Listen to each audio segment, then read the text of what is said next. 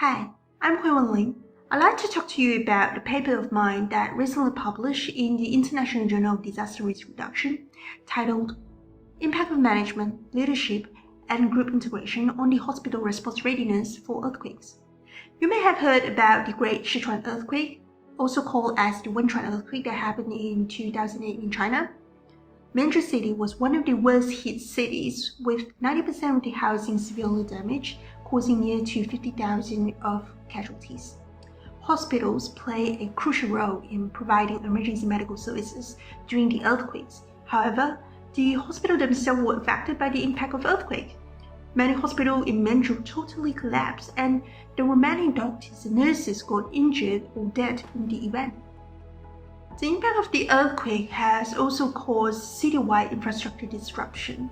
So there were no power supply, no water supply, no telecommunication services to call out for the emergency aid, and many of the roads were damaged or blocked by the debris for several days.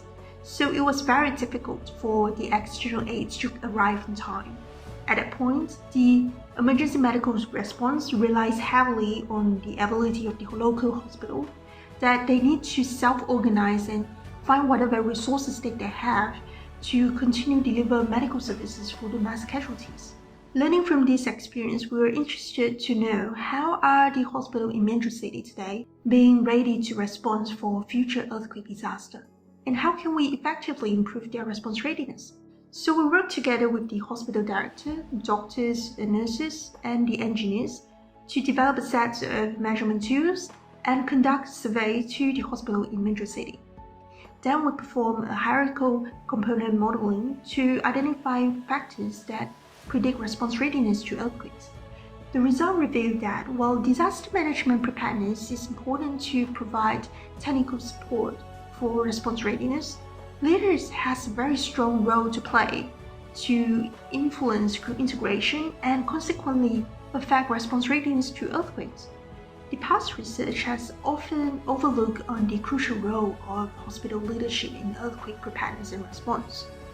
Different phases of the disaster require different tasks and roles priority, and hospital leaders need to have the contingency leadership that they are able to identify what is needed at the time and apply the different leadership styles to direct medical personnel towards accomplishing goals in different situations. Therefore, it's important for the hospital management to devote leadership development for effective disaster response management.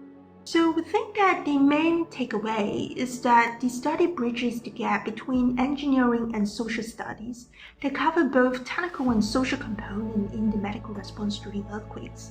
When we talk about building hospital resilience, not only we should prepare for the technical functionality, but when the disaster like earthquake or hurricane that damage the technical components such as the hospital infrastructure and the facilities, resilience comes down to how the social component functions, which refer to the ability of the hospital leaders and medical personnel to adapt to the post-disaster conditions and continue to take action for emergency response to save lives.